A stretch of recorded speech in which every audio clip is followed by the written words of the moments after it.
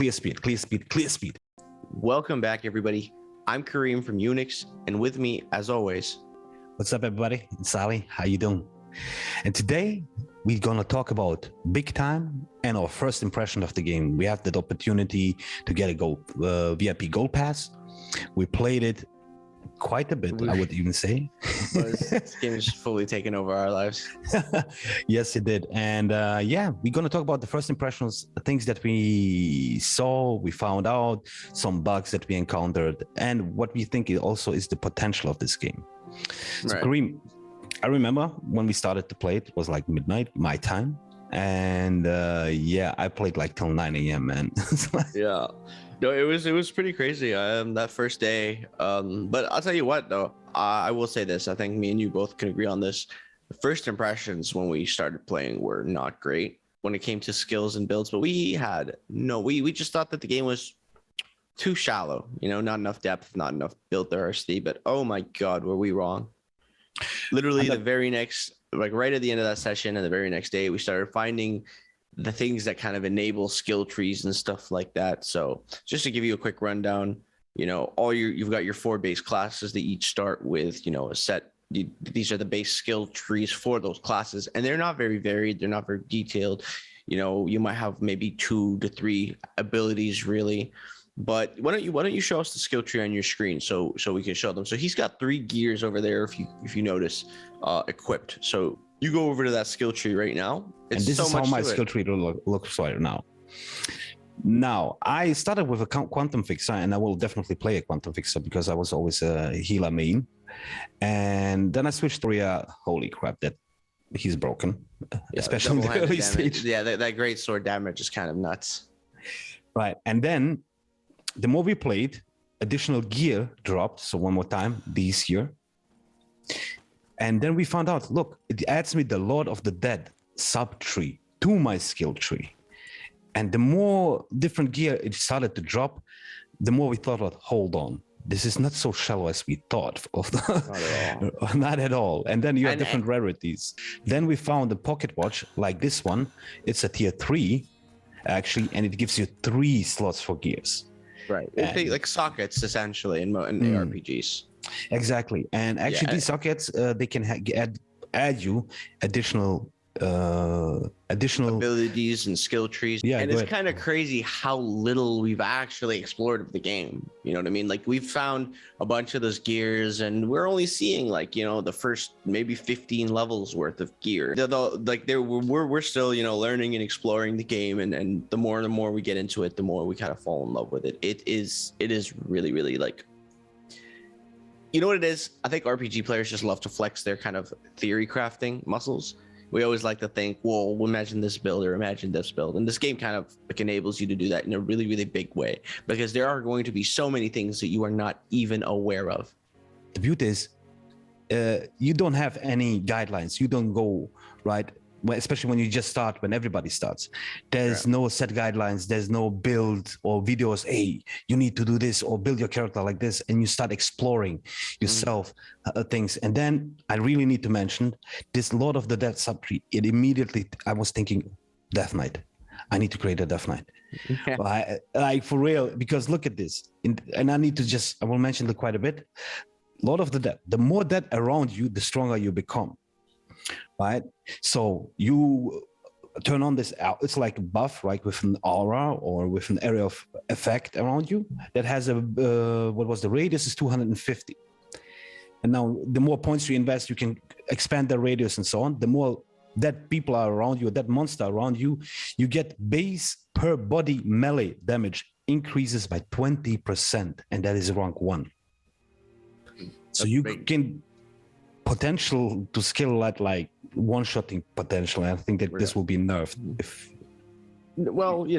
What's will be really cool is you start combining it, creating combos. You got one dude that spawns a bunch of corpses, and then you activate this buff, and then one-shot bosses. There's you know what I mean? Like we could sit here and theory craft all day, like literally all day. And I'll tell you what I'd like to go into next is as game mechanics, game feel. It feels smooth. Look, there's a lot of bugs. The servers are really, really unstable.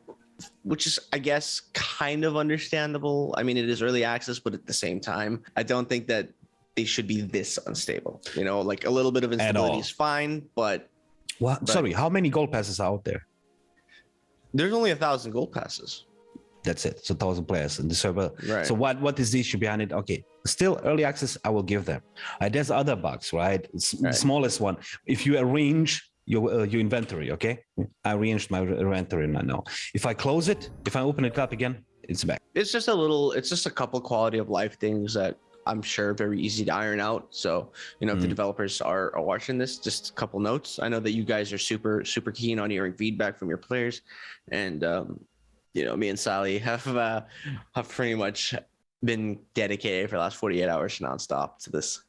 Let's talk about the kind of way the game works. So generally speaking, the game is kind of an open world, but dungeons and whatnot are very instanced. So you might, you know, go around exploring, mining, doing all those, like, you know, generic RPG activities. But then when you're looking for combat, and as far as I know, only PvE is available right now. As soon as you go into like combat, you need to go into these instances, which are basically portals that'll have a level range.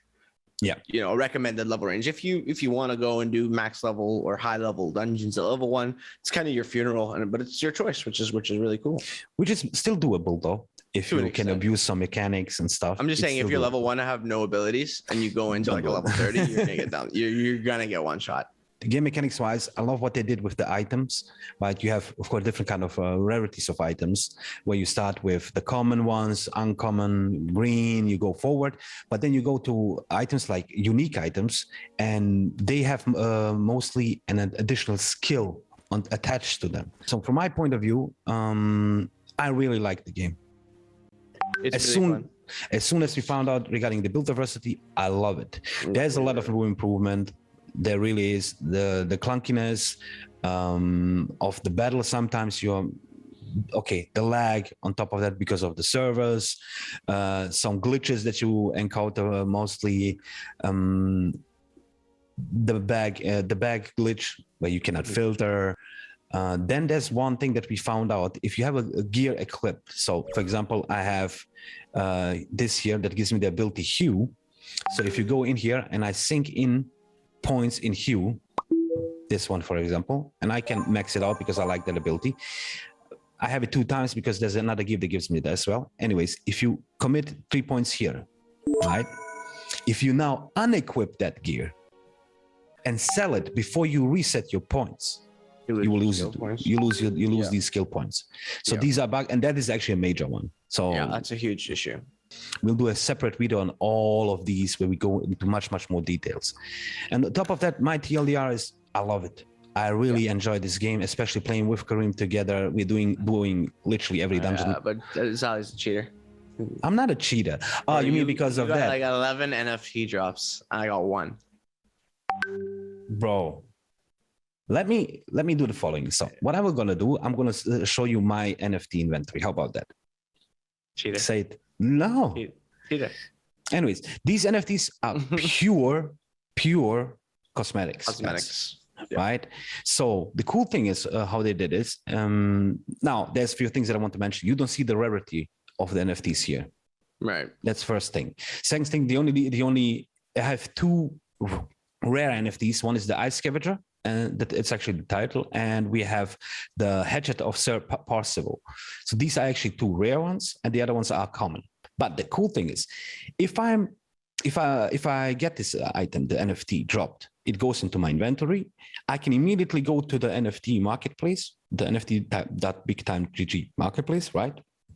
To my account, it will show there.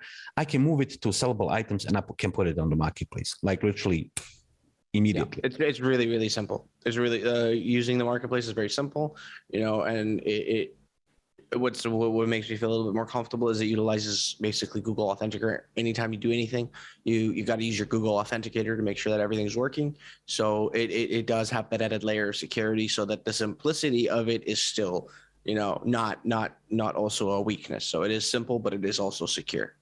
Exactly. And on top of that, so for example, if I want to purchase an NFT from the marketplace, when I purchase it, it will land in my items to sell. So let me move this one here. So I purchased it.